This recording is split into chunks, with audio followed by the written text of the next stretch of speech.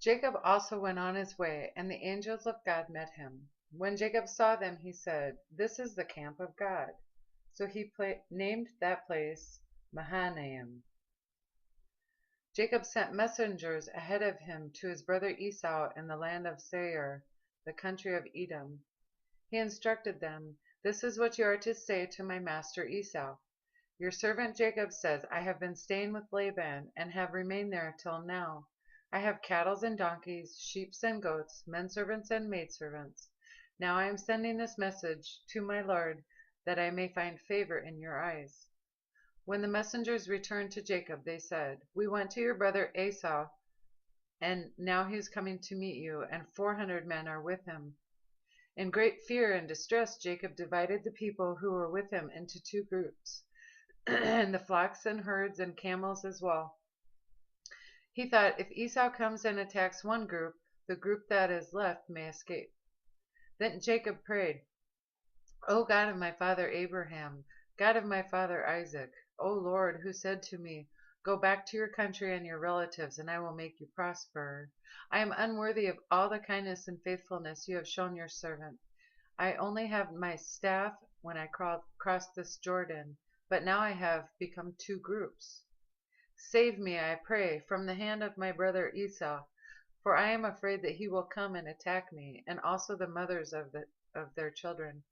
But you have said, I will surely make you prosper, and will make your descendants like the sand of the sea, which cannot be counted." He spent the night there, and from what he had with him he selected a gift for his brother Esau: 200 female goats and 20 male goats, 200 ewes and 20 rams, 30 female camels with their young, 40 cows and 10 bulls, and 20 female donkeys and 10 male donkeys. He put them in the care of his servants, each herd by itself. And he said to his servants, "Go ahead of me, and keep some space between the herds." He instructed the one in the lead, "When my brother Esau meets you and asks, 'To whom do you belong, and where are you going, and who owns all these animals in front of you?' then you are to say, 'They belong to your servant Jacob. They are a gift sent to my lord Esau, and he is coming behind us.'" He also instructed the second and third and all the others who followed the herds, "You are to say the same thing to Esau when you meet him. And be sure to say, 'Your servant Jacob is coming behind us.' For he thought, 'I will pacify him with these gifts I am sending on ahead. Later, when I see him, perhaps he will receive me.'" So Jacob's gifts went on ahead of him, but he himself spent the night in the camp.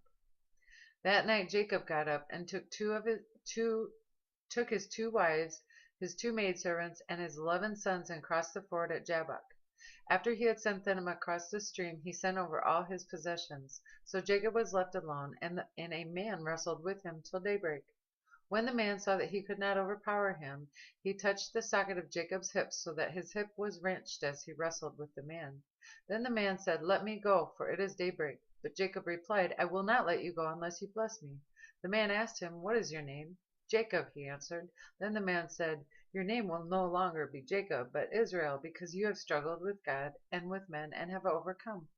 Jacob said, "Please tell me your name." But he replied, "Why do you ask my name?" Then he blessed him there.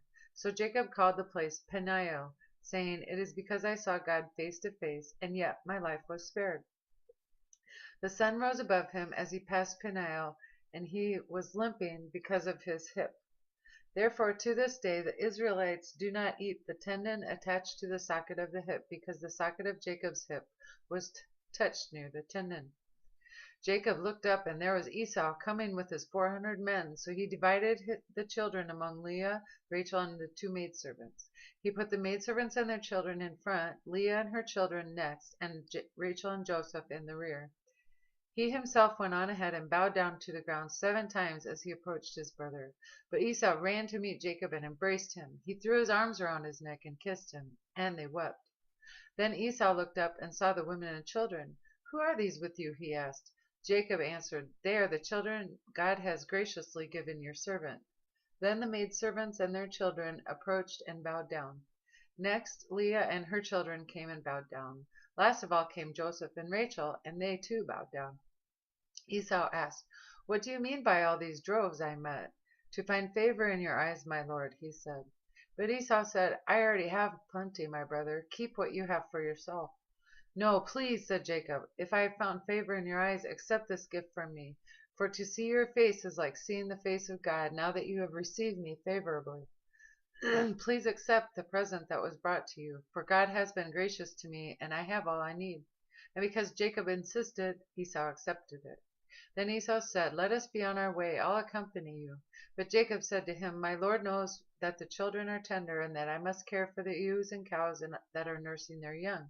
If they are driven hard just one day, all the animals will die. So let my Lord go on ahead of his servant, while I move along slowly at the pace of the droves before me, and that of the children, until I come to my Lord in Seir. Esau said, Then let me leave some of my men with you. But why do that? Jacob asked. Just let me find favor in the eyes of my Lord. So that day Esau went on his way back to Seir. Jacob, however, went to Succoth, where he built a place for himself and made shelters for his livestock. That is why the place is called Succoth. After Jacob came from Padan Aram, he arrived safely at the city of Shechem in Canaan and camped within sight of the city. For 100 pieces of silver he bought from the sons of Hamor, the father of Shechem, the plot of ground where he pitched his tent. There he set up an altar and called it El Elohe Israel. Now Dinah, the daughter Leah had borne to Jacob, went out to visit the women of the land. When Shechem, son of Hamor the Hivite, the ruler of that area, saw her, he took her and violated her. His heart was drawn to Dinah, daughter of Jacob, and he loved the girl and spoke tenderly to her. And Shechem said to his father Hamor, Get me this girl as my wife. When Jacob heard that his daughter Dinah had been defiled, his sons were out in the field with his livestock, so he kept quiet about it until they came home. Then Shechem's father Hamor went out to talk with Jacob. Now Jacob's sons had come in from the fields as soon as they heard what had happened. They were filled with grief and fury because Shechem had done a disgraceful thing in Israel by lying with Jacob's daughter, a thing that should not be done. But Hamor said to him, My son Shechem has his heart set on your daughter. Please give her to him as his wife. Intermarry with us, give us your daughters, and take our daughters for yourselves. You can settle among us, the land is open to you. Live in it, trade in it, and acquire property in it. Then Shechem said to Dinah's father and brothers, Let me find favor in your eyes, and I will give you whatever you ask. Make the price up for the bride, and the gift I am to bring as great as you like, and I'll pay whatever you ask me. Only give me the girl as my wife. Because their sister Dinah had been defiled, Jacob's son replied deceitfully as they spoke to Shechem and his father Hamor. They said to them, We can't do such a thing. We can't give our sister to a man who is not circumcised. That would be a disgrace to us. We will give our consent to you on one condition only, that you become like us by circumcising all your males. Then we will give you our daughters and take your daughters for ourselves. We'll settle among you and become one people with you. But if you will not agree to be circumcised, we'll take our sister and go. Their proposal seemed good to Hamor and his son Shechem. The young man, who was the most honored of all his father's household, lost no time in doing what they had said, because he was delighted with Jacob's daughter. So Hamor and his son Shechem went to the gate of their city to speak to their fellow townsmen. These men are friendly toward us, they said. Let them live in our land and trade in it. The land has plenty room for them. We can marry their daughters, and they can marry ours. But the men will consent to live with us as one people, only on the condition that our males be circumcised, as they themselves are. Won't their livestock, their property, and all their animals become ours? So let us give consent to them, and they will settle among us. All the men who went out of the city gate agreed with Hamor and his son Shechem, and every male in the city was circumcised. 3 days later, while all of them were still in pain, 2 of Jacob's sons, Simeon and Levi, Dinah's brothers, took their swords and attacked the unsuspecting city, killing every male. They put Hamor and his son Shechem to the sword and took Dinah from Shechem's house and left. The sons of Jacob came upon the dead bodies and looted the city where their sister had been defiled. They seized their flocks and herds and donkeys and everything else of theirs in the city and out in the fields. They carried off all their wealth and all their women and children, taking as plunder everything in the houses. Then Jacob said to Simeon and Levi, "You have brought trouble on me by making me a stench to the Canaanites and Perizzites, the people living in this land. We are few in number, and if they join forces against me and attack me, I and my household will be destroyed." But they replied, "Should he have treated our sister like a prostitute?" Then God said to Jacob, "Go to Bethel and settle there, and build an altar there to God, who appeared to you when you were fleeing from your brother Esau." So Jacob said to his household and all who were with him, "Get rid of the foreign gods that you have with you, and purify yourselves and change your clothes. Then come, let us go to Bethel, where I will build an altar to God, who answered me in the day of my distress, and who has been with me wherever I have gone." So they gave Jacob all the foreign gods they had, and the rings in their ears, and Jacob buried them under the oak at Shechem. Then they set out, and the terror of God fell upon the towns around them, so that no one pursued them. Jacob and all the people with him came to Luz, that is Bethel, in the land of Canaan. There he built an altar, and he called the place El Bethel, because it was there that God revealed himself to him when he was fleeing from his brother. Now Deborah, Rebekah's nurse, died and was buried under the oak at Bethel, so it was named Elon Bekoth. After Jacob returned from Padan Aram, God appeared to him again and blessed him. God said to him, "Your name is Jacob, but you will no longer be called Jacob. Your name will be Israel." So he named him Israel. And God said to him, "I am God Almighty. Be fruitful and increase in number. A nation and a community of nations will come from you, and kings will come from your body. The land I give to Abraham and Isaac I also give to you, and I will give this land to your descendants after you." Then God went up from him at the place where he had talked with him. Jacob set up a stone altar at the place where God had talked with him, and he poured a drink offering on it. He also poured oil on it. Jacob called the place where God had talked with him Bethel. Then they moved on from Bethel.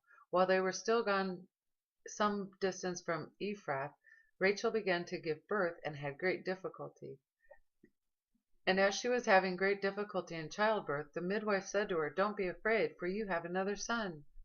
As she breathed her last, for she was dying, she named her son Ben-Oni, but his father named him Benjamin.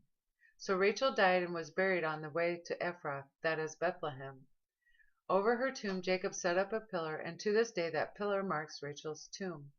Israel moved on again and pitched his tent beyond Migdal Eder. While Israel was living in that nation, Reuben went in and slept with his father's concubine Bilhah, and Israel heard of it.